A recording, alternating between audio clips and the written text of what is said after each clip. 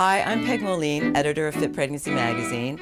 August is Breastfeeding Awareness Month, and we're here in Hollywood at the pump station with breastfeeding expert Corky Harvey, who's going to show you how to breastfeed successfully. I'm Corky Harvey. I'm the co-founder and owner of the pump station and nursery, and I'm a board-certified lactation consultant. A deep latch is critical because not only will the baby get more milk if the baby's latched on deeply, but the mother will not have sore nipples. Sore nipples are not normal. The importance of a deep latch is that when a baby is latched on correctly, the mother's nipples will not get excessively sore, and the baby will be able to remove milk from the breast well because the jaws are positioned correctly over the areola. If we do these simple steps, most mothers can achieve a comfortable deep latch fairly quickly and easily. The most important first step is to get the baby's lower jaw to latch well behind the nipple, which involves tilting the little guy's head back. Because babies are born with a very recessed lower jaw, it's really tricky. Actually, as adults, we eat that way. If we have a fat sandwich, we've got to tip our head back and put our lower jaw on first, well into the sandwich, or we would just get nothing but a little bread and crust.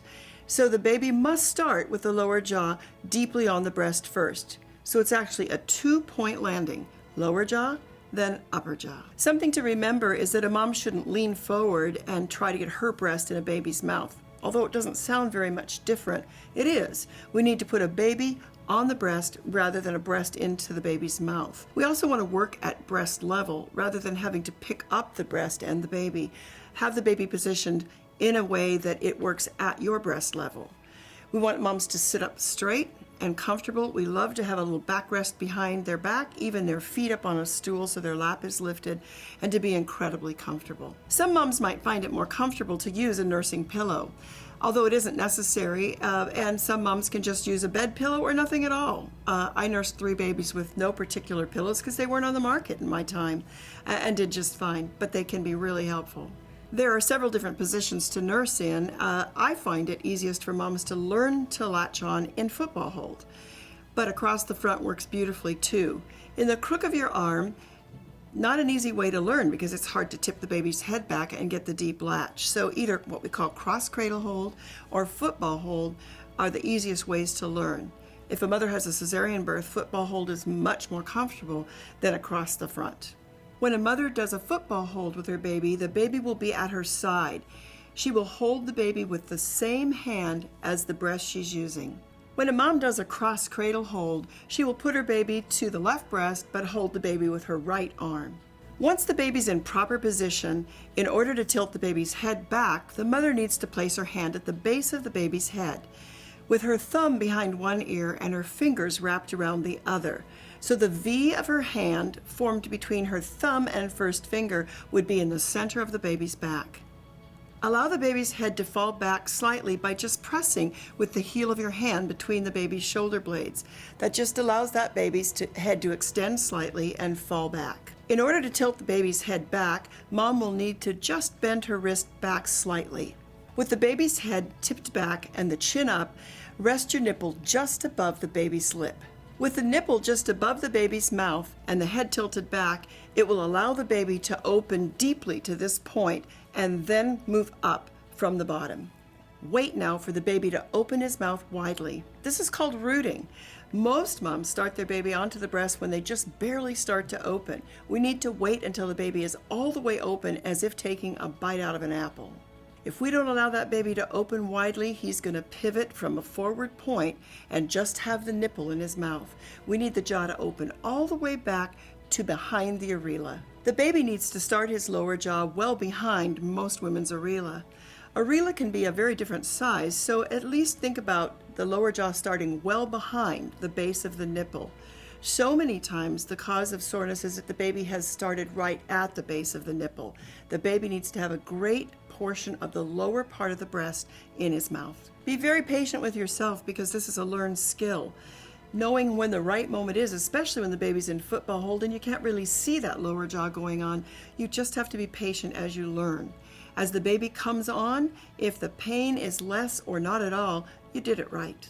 Allowing the baby's jaw to open widely is the most important part of this. The baby must start that lower jaw deeply on the breast. Then all you have to do is turn the head and clear the nipple, and you'll have that great latch. I like to call this a two-point landing. So it's lower jaw, then upper jaw. Or I say it's 1 and 2.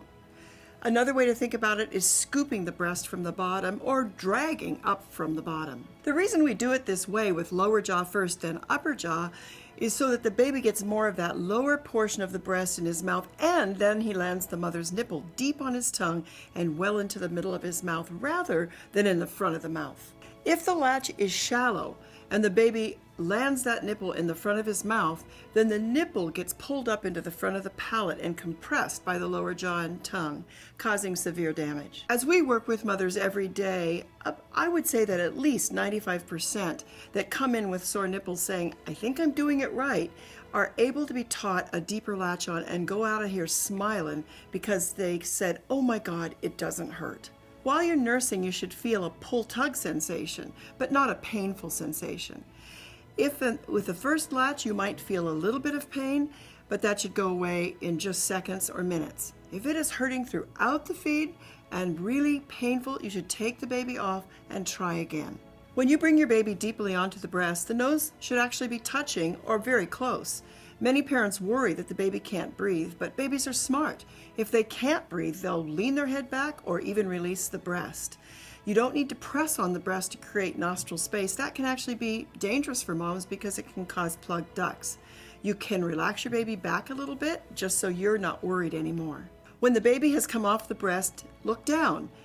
Your nipple should be round and extended, but not compressed flat or pinched to a crease.